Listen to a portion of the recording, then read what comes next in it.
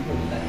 या कार्यक्रमासाठी उपस्थित पाटील सर, डॉक्टर पाटील साहेब, तुम्ही सर्वजण मार्गदर्शक, समाजामध्ये चांगलं काम करणारे, महाराष्ट्रातील तुम्ही आला असाल तर नक्की मला तुम्ही बागातून तुम्ही आला, तुम्ही काउन्सिलर आहे, मार्गदर्शक आहात की माझ्यापेक्षाही तुम्हाला चांगलं आलेले आहे.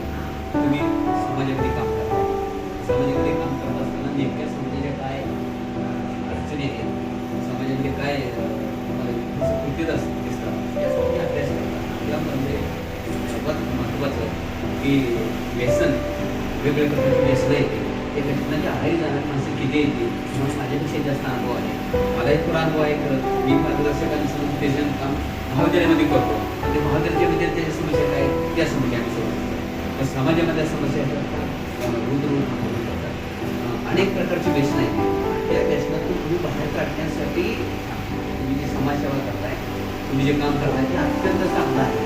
कारण इतर कामापेक्षा ह्याच्यापेक्षा हे काम अत्यंत चांगलं आहे. तुम्हाला या प्रसंगी मला सांगावंच वाटतं की समाजामधल्या वेगवेगळ्या समस्या सोडण्यापेक्षा ही समस्या सोडवली की बऱ्याच समस्या काही कुटुंबाला कुटुंब वाया गेली आहे. मग एक महिला तरी काय करणार आहे?